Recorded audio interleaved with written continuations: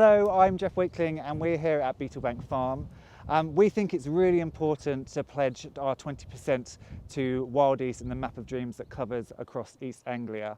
We're 37 acres here and it's a lot of land to us, but in the grand scheme of things it seems like this tiny little plot in the middle of East Anglia. So knowing there's this big network of other farmers that are all creating these habitats for wildlife and this biodiversity, it means that we can all network together. This is an old, wild and very diverse hedge made up of blackthorn, hawthorn, brambles, dog rose, ivy, field maple and a lot more.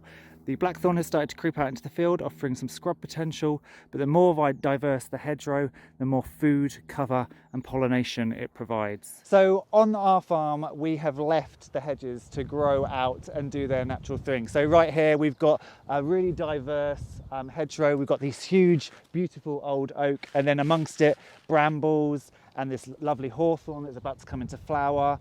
And then there's some ash and some wild plum. And it all builds together to create this network of really diverse hedging that just supports so much wildlife. This big beautiful hedge of hawthorn, blackthorn and ash has been allowed to grow really wide to allow a corridor down the centre for larger animals.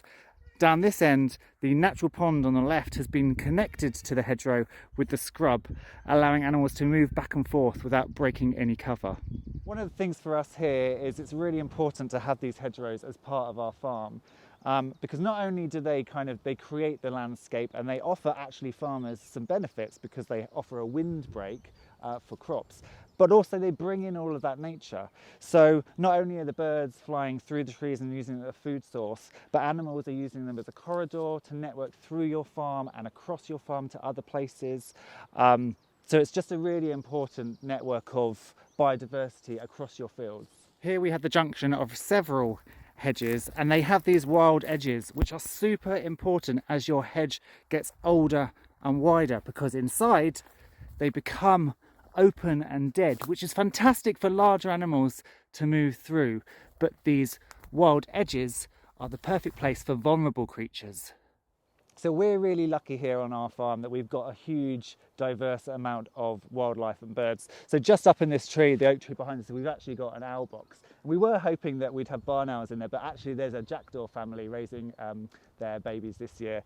We've got a lot of birds that use our hedgerows, obviously common things like robins and thrushes and blackbirds, but we've also got yellowhammers here. We have turtle doves coming in. All of which are using this for nesting and for food. And then we have mammals, so we have hare and we have deer that use the ditches and the scrub underneath the hedgerows to move around through the farm. So there's a huge variety from larger animals like badgers and foxes and deer down to tiny shrews, voles, and some stoats and weasels as well. Here we have a fabulous crabapple, which gives pollinators a fantastic snack at this time of year, but obviously fruit later in the year.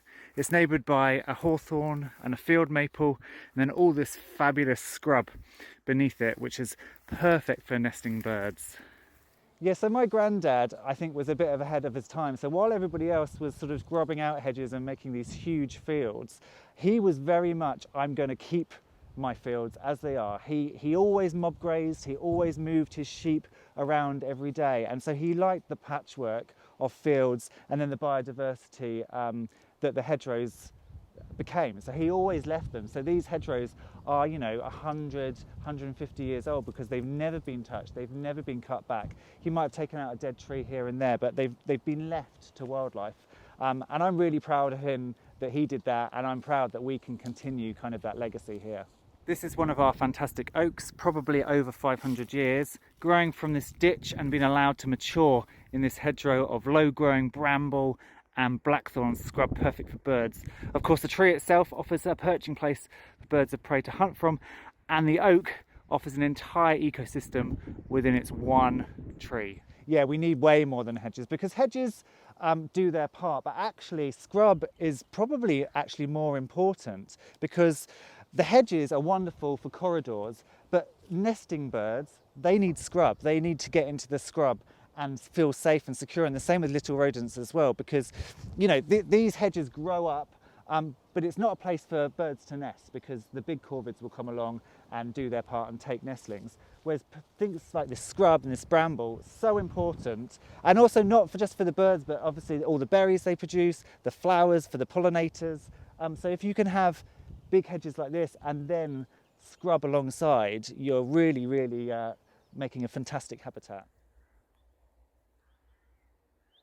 I think the WildEast Wild Edge campaign is really important because along with the hedges you need this scrub on the edge of fields and margins because it all creates a huge bank of biodiversity. So you've got the taller trees and the hedgerow plants that create the diverse and habitat there, but you also have this scrub and the bramble and the thatch from the grass that all comes up through it and creates extra habitat for other creatures that need this sort of scrub to survive.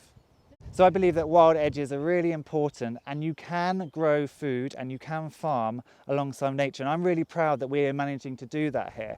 Nature can actually be a huge bonus to growing food. We need pollinators, we need birds to come in and eat the pests, and as soon as you step back and you allow nature to come in and you get that sort of balanced ecosystem, you can grow so much food and then just be surrounded by this amazing wildlife. And it just makes you feel so much better as well. It's far better, in my opinion, to be out in the fields growing crops or tending your livestock with the sound of fantastic birds and the sight of a deer trotting across in the background. It's wonderful. It's far better than these huge sort of cropped out monocultured farms that you see a lot.